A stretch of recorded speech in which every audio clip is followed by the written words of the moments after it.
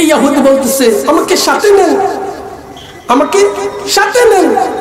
দুইটা রুটি দুজনে খাইছেন, একটা রয়েছে। কিছু দূর যাওয়ার পরে ঈসা আলাইহিস সালাম জিজ্ঞেস করলেন ভাই রুটিটা কই? ইহুদি হয় আমি জানি না, ইহুদি হয় আমি জানি না। আরো কিছু দূর যাওয়ার পরে ঈসা আলাইহিস সালাম একটা নদী পাইলেন। নদী কি পাইলেন? নদী। নদী যখন পাইছেন ওই ব্যক্তিকে নৌকা ছাড়া, বাহন ছাড়া ইহুদির হাতে ধরে ঈসা আলাইহিস সালাম নদীটা পার হয়ে গেলেন। আপনি আমি কি নৌকা ছাড়া নদী পার হইতে পারবো? পারতাম না। ঈসা আলাইহিস সালাম মুজিজা দেখাইলেন। ও নদী পার হয়ে ঈসা আলাইহিস সালাম জিজ্ঞেস করলেন ভাই বলো তো দেখি রুটিটা কে খাইছে, কার কাছে? ইহুদি হয় আমি জানি না, ইহুদি হয় আমি জানি। কত বড় মৃত্যু! তাকায় দেখেন দুনিয়ার জীবনে ইহুদি ধর্মের, খ্রিস্টান ধর্মের doctor Michael H heart, doctor Michael H heart 100 মানুষের জীবনী লেখছে। কত মানুষের? 100 মানুষের জীবনী লেখছে। 100 মানুষের জীবনী লেখার পরে সর্বপ্রথম মুহাম্মদুর রাসূলুল্লাহর নাম আছে। হয় আমার এই কিতাবটা, আমার এই বইটা, 100 মানুষের জীবনীর বইটা বাজারে গেলে নিশ্চয়ই আমি একটা প্রশ্নের সম্মুখীন হব, কারণ আমি হইলাম খ্রিস্টান ঈসাই ধর্মের অনুসারী। আর আমার কিতাবটা যখন বাজারে যাবে লোকেরা আমাকে প্রশ্ন করবে তুমি তো দেখা যায় ঈসাই ধর্মের অনুসারী হইয়া মুহাম্মদের নামটা সকলের আগে আনলে, বিষয়টা কি? এই প্রশ্নের সম্মুখীন হওয়া লাগবে। ওই খ্রিস্টান ধর্মের খ্রিস্টান ধর্মের পাদ্রী ডক্টর মাইকেল এইচ হার্ট জবাব দিয়েছিল আমি কেন মুহাম্মদুর রাসূলুল্লাহর নাম আগে আনলাম জানেন? আগে আনার কারণ হলো আমি হযরতে ইব্রাহিম খলিলুল্লাহর জীবনী পড়ছি, আমি হযরতে মুসা কালিমুল্লাহর জীবনী পড়ছি, আমি যিশু খ্রিস্ট হযরতে ঈসা রূহুল্লাহর জীবনী পড়ছি। আমি তাকায় দেখছি যার নামটা সকলের আগে আনার উপযুক্ত তিনি হলেন আপনি আমার নবীজি, আকা নবী, হাবিব নবী, মাহবুব নবী, সাদিক নবী, মাসদুক নবী, শাহিদ নবী, মাশহুদ নবী, হামিদ নবী, মাহমুদ নবী, নবী দু জাহান, আকে নামদার, তাজদার মদিনা, জিগর গুশায় আমেনা, হযরতে মুহাম্মদুর রাসূলুল্লাহ নামটা আমি আগে আনছি। বলেন না সুবহানাল্লাহ। খ্রিস্টান প্রশ্ন করে, মানুষেরা প্রশ্ন করে আপনি মুসলমান হন না কেন? অর্থ কথা, নবীর নামটা আগে আনছেন কিতাবে, কিন্তু মুসলমান হন না কেন? বর্তমান সময়ের মুসলমানের দিকে তাকাইলে ইসলাম ধর্ম গ্রহণ করতে মন চায় না। কি চায় না?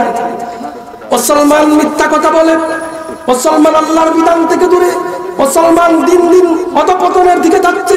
তার একমাত্র কারণ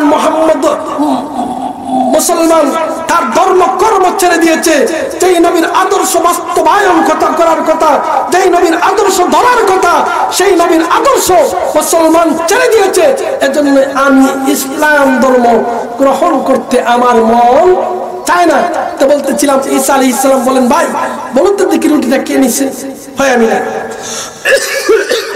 আরো কিছু দূর গেছে হযরত ঈসা আলাইহিস সালাম দেখেন হরিণের বাচ্চা, হরিণের বাচ্চা, হরিণের বাচ্চা।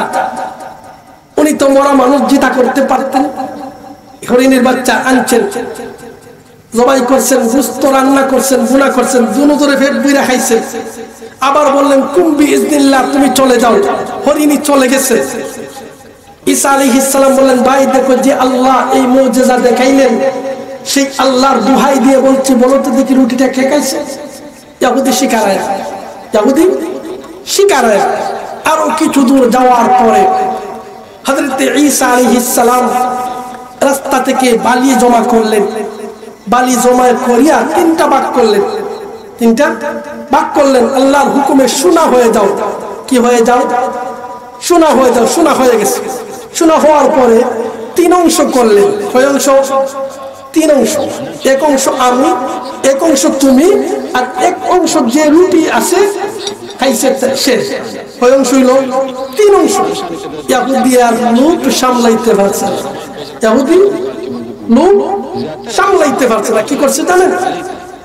হয় আমারটা রুটিটা আছে, আমারটা রুটিটা আছে। ঈসা আলাইহিস সালাম বললেন ভাই আমার অংশ তোমার, তৃতীয় রুটি যে এটাও তোমার, 3 অংশ তোমার, নাও নাও। এখন তুমি তোমার পথে, আমি আমার পথে, তুমি তোমার পথে, আমি আমার পথে। আমার প্রাণের ভাইরা তাকে দেখেন, 3টা অংশ সোনার টাকা পাইছে, পাইয়া করছে কি জানেন? এই মানুষটা এই 3টা অংশ সোনা পাইয়া করছে কি জানেন? তুমি তোমার পথে, আমি আমার পথে। এরা করছে কি জানেন? আরো 2জন ডাকাত আসছে, ডাকাতে এদেশে সোনার স্তূপ, সোনার টাকা। এত সোনা তুমি কোথায় পেলে? এক কাজ কর, এরে মাইরা আমরা সোনা নিয়ে যাই, হত্যা করে সোনা নিয়ে চলে যাবে। এমন তো অবস্থায় হয়, ঝগড়া হইয়া লাভ নাই।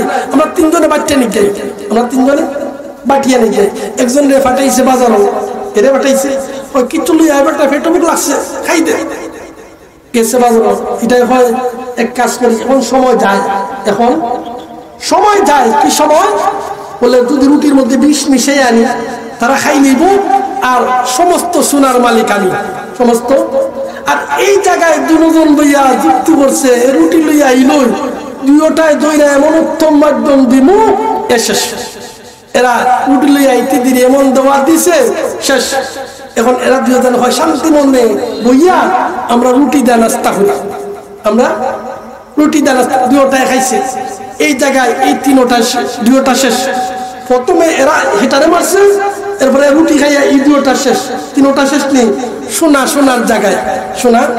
আল্লাহর পয়গম্বর ঈসা বলেন,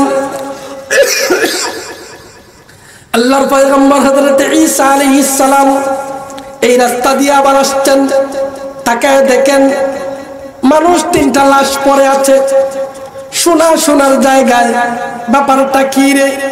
তাকে দেখো, যেই দুনিয়ার জন্য আপনি আমি এত পাগল, যেই দুনিয়া খাবার জন্য এত পাগল, যেই দুনিয়ার জন্য দিনকে রাত করলাম, যেই ছেলের জন্য দিনকে রাত করলাম, যেই মেয়ের জন্য দিনকে রাত করলাম, তাকে দেখেন বাড়ি বানাইলাম, সুন্দর অট্টালিকা বানাইলাম, সুন্দর বিল্ডিং বানাইলাম, সুন্দর রাস্তা বানাইলাম, সব কিছু বানাইলাম। দুনিয়া তো দুনিয়ার জায়গায়, যেদিন আমার রূহটা বের হয়ে যাবে, আমার লাশটা পড়ে থাকবে জমিনে, আমার একা একা রেখেইবা। সেই দিন আসার আগে আগে উম্মতের দলেরা সংশোধন হয়ে যান। এত কিছু করবেন, কিছু তোমার সঙ্গে যাবে না। সেদিন যাওয়ার আগে আগে আপনি আমি সংশোধন হওয়া দরকার, আল্লাহর হুকুম মানা দরকার, নবীর তরিকায় চলা দরকার। পরকালে জাহান্নামের আগুন থেকে কিভাবে মুক্তি পাওয়া যাইব সেই পথ অনুসরণ করা দরকার। ছেলে ছেলের জায়গায় থাকবে, মেয়ে মেয়ের জায়গায় থাকবে, সব সব জায়গায় থাকবে, জমিন জমিনের জায়গায় থাকবে। কিন্তু আমি এই দুনিয়ার জীবনে থাকবো না। আমি চাইতাম দেখিয়ে নিয়ে যাইতাম অনন্ত অসীম কাল কবর। मौत जिस दिन आ गई दुनिया की दौलत क्या हुई, रूह तन से उड़ गई मुर्दा की हालत क्या हुई।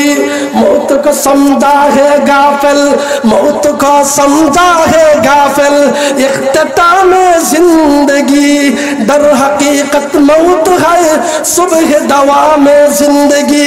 দুনিয়া দুনিয়ার জায়গায় পড়ে থাকবে, কিন্তু আপনি আমি দুনিয়াতে থাকবো না। এজন্যই পরকালের পুঁজি হাসিল করার জন্য ওয়াজ মাহফিল, তাফসীরুল কোরআন মাহফিল, কিভাবে পথহারা মানুষদেরকে পথে আনা যায়, জাহান্নামী মানুষদেরকে জাহান্নাম থেকে তওবা করায়া, দুনিয়ার জীবনে গুনাহ মাফ করায়া জান্নাতে কিভাবে নেওয়া যায়, কিভাবে আল্লাহর হুকুম বিধান পালন করিয়া জাহান্নাম থেকে মুক্ত করিয়া জান্নাতে নেওয়া যায়, সেই পথ আপনি আমি যদি অনুসরণ করিয়া যাইতাম পারি, তাহলে কালকে আমাদের কঠিন ময়দানে আল্লাহ রাব্বুল আলামিন আপনি আমাকে জান্নাত দান করবেন। বলেন না সুবহানাল্লাহ।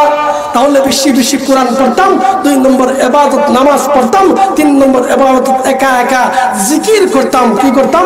জিকির করতাম। যদি করতে পারি, আল্লাহর সন্তুষ্টি যদি অর্জন করতে পারি, সন্তুষ্ট অর্জন করে যদি কবরের বাসিন্দা হতে পারি, হয়তো আল্লাহ আপনি আমাকে কিয়ামতে নাজাত দান করবেন। আখিরি দাওয়ানা আলহামদুলিল্লাহি রাব্বিল আলামিন। কুল শরীফ সাল্লাল্লাহু আলা সাইয়্যিদিনা